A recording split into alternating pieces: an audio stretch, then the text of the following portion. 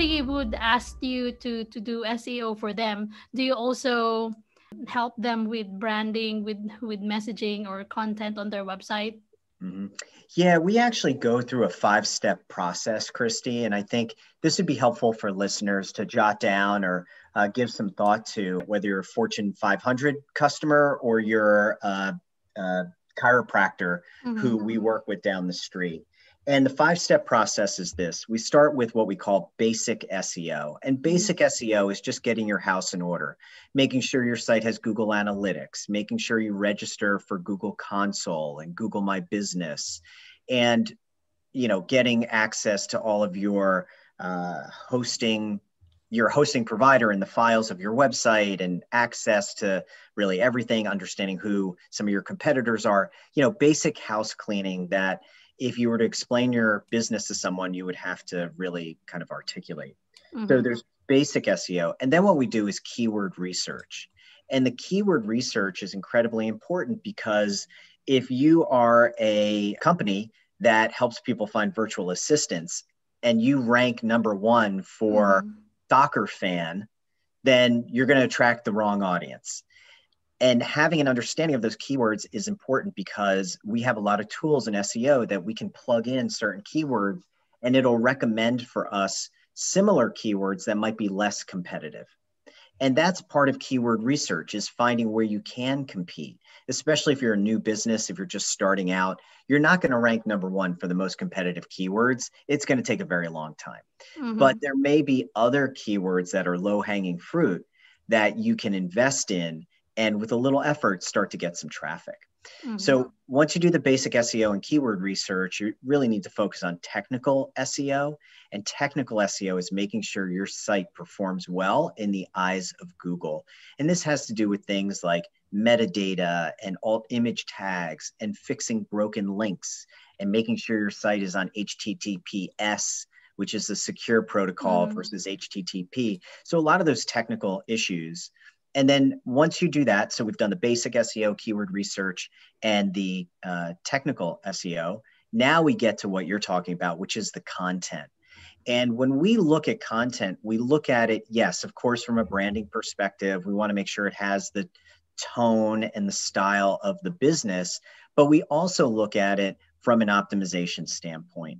Is it formatted in a way that Google really likes, that the page is easy to crawl, that it can quickly understand using its artificial intelligence what it's about and how best to categorize it? And also, we know from a lot of the research in SEO and a lot of the data that longer content performs better. So like part how of that, long? Like 1,500 words. 1,500 words. Yeah. So these longer articles, they call it long form content, tend to do better. And that's why if you search for something, you'll see 23 ways to blank, because there's a lot of content on that page. Now, that's not the only factor, and I don't want to mislead people, but from a content perspective, we know what types of content work and how to organize that content. So we work with our clients to create that template, and then we update existing content. But more importantly, we look to the future, because we want to make sure that anything going forward that's being created is already optimized, so they don't have to continually rely on someone to audit the work, update it, change it, and republish it. And, once that work is done, which is really your 4th step, then you can move to the 5th step, which is off-page optimization, which I think everybody knows is about link building and getting and building authority to your website. And that's really where content fits in. It's certainly not the first thing we do, but it's not the last either. And part of that is because the content you can control. You can control what topics are covered on your podcast. You can control what articles you write about or include on your site. You can control the videos that you create or share or publish. And because of that, it increases the importance of understanding the goal of everything that you're creating. And some people, it's a branding goal. They just want to make sure that their name stays on that video or on that, piece throughout the, entire playtime. But for a lot of people, it is about creating value and generating leads. And we have to keep coming back to that and make sure that we're executing on that goal. Because if, for example, you've got a great video sitting somewhere, but you don't ask people to click like and share or visit your website or do whatever after they watch the video, then what was the point of the video? Right, exactly. You have to ask people to engage with your content. So I have Hey, busy entrepreneur. My name is Christy Yoder, founder of Smart VAs, a virtual assistant agency. We have helped so many busy entrepreneurs get their time and freedom back while still growing their businesses. Now, I have a very important question for you. Yes, you. Do you feel like you don't have time to do everything in your business and couldn't spend time with your friends and family? That's because there's a 100% chance that you are not delegating. Alright, in my experience, 7 out of 10 entrepreneurs are wasting time and money because they do everything alone and they do not know how to delegate effectively. And if you think you're good because you're so used to doing things alone and working in your business, you're the most likely candidate to be losing more time, freedom, and money. But don't worry, because we have a solution for you. We prepared a free ebook for busy entrepreneurs like you who wants to experience more freedom and flexibility by mastering the art of delegation. Smart Delegation, a fresh take, is an ebook we've put together with you in mind. It's a quick and easy read that packs a punch. It includes tools to assist you, strategies to empower you, and fresh perspectives to equip you, making the most out of such a simple key strategy, which is delegation. Download your free copy now at smartvas.online or click the link in the description below. Also, please consider supporting our channel by subscribing to it and learn more practical tips on how to grow your business without killing yourself. I have a question about, by the way, before I ask my next question, this is really good. I mean, I feel like people already know some of this stuff, but they just don't know where to start first or what to do first. So this is really good. Thank you so much for sharing this information with us. Now, when it comes to link building, how can you have someone link to your website? You know what I mean? Do you need to have like 10 people that you know, like, hey, I posted a new blog today. Can you please create a content on your website and then link to my blog? So how do you do that? Yeah. So there are a lot of different strategies and tactics. Everything from, let's say, a personal profile. So let's say you are on a site like about.me, and it could be any site, but in about.me, you create a profile of yourself. It's going to ask potentially for a website URL, put your URL in. That's a link from a third-party site to your site. And there are a lot of these things that exist out there. So part of the link building is profile links. Another one, which you mentioned, is really guest blogging. And guest blogging is you reach out to somebody in your niche and you say, hey, I'd love to contribute an article to your blog. Do you take guest contributors? And some do, some don't.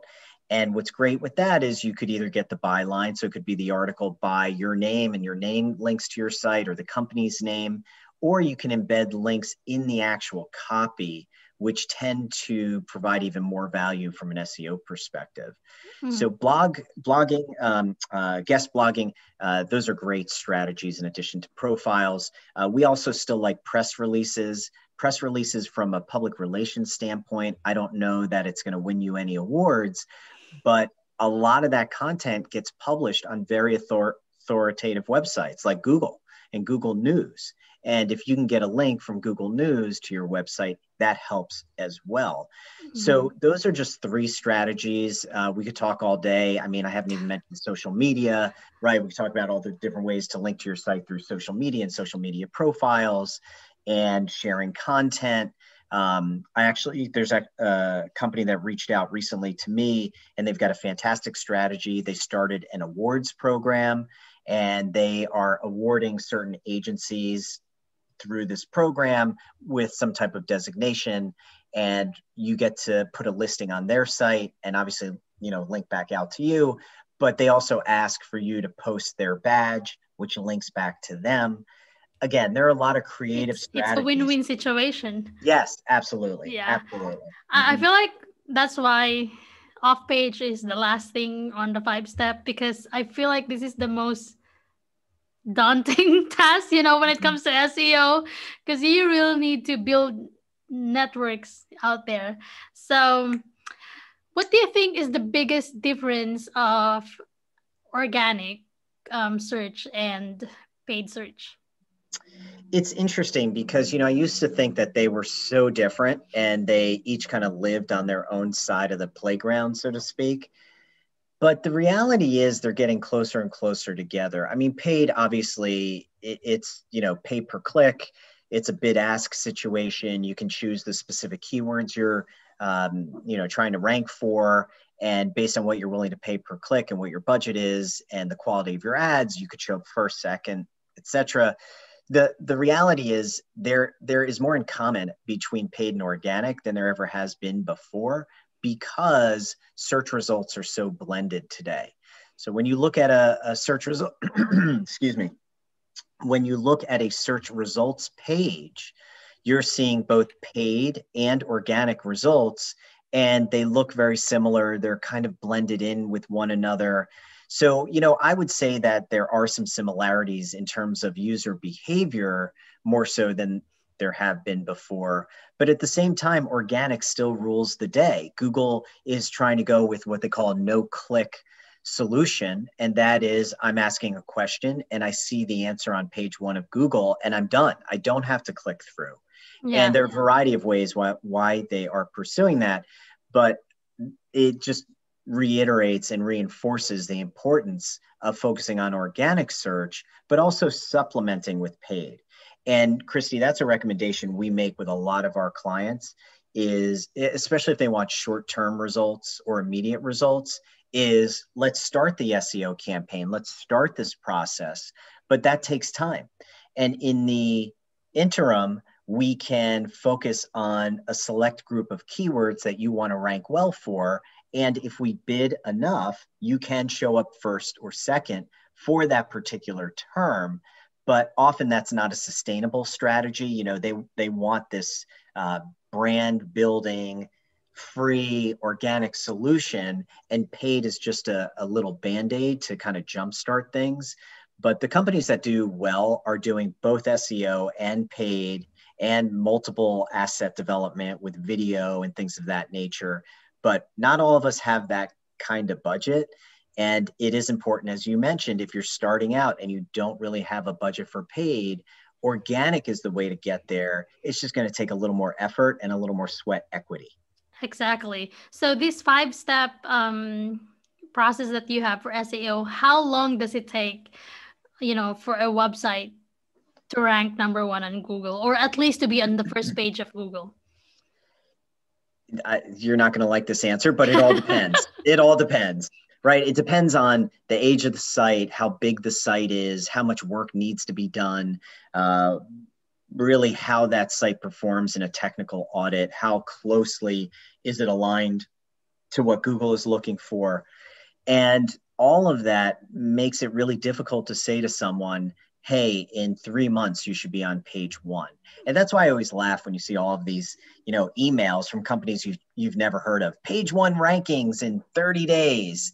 And that may be true for a long tail keyword that has absolutely no traffic, but what's the point? Why waste your time? You're better off doing the research, as we talked about, step number 2, keyword research, identifying those keywords that make the most sense for your business, and then spending the time and sometimes money to build around that and focus on those keywords. And if you do that, it might take 3 months, it could take 9 months, or somewhere in between, which is probably the right answer.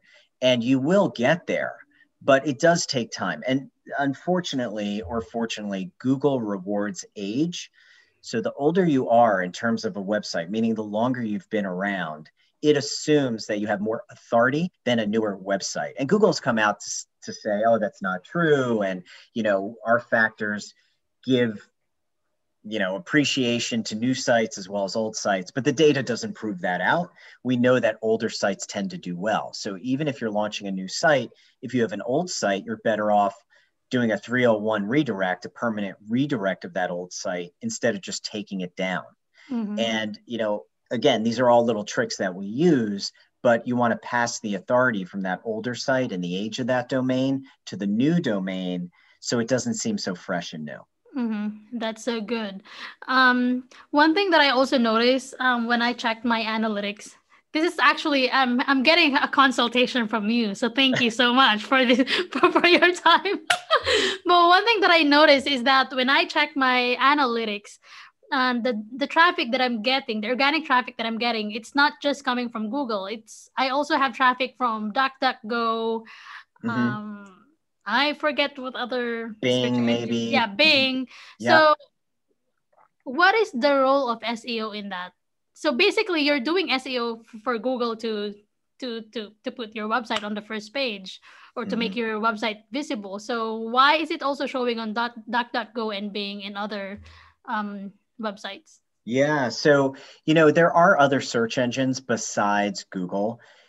The reality is that Google controls so much of the search traffic that we recommend that you always focus your SEO efforts on Google, and you will see benefit on Bing and DuckDuckGo and Safari and all these other browsers or search engines. So the thing to keep in mind is that each of these, specifically Bing, does have their own set of SEO tools. There's something called Bing Webmaster Tools, which is a great little tool. You can go in and kind of evaluate how your site is performing there.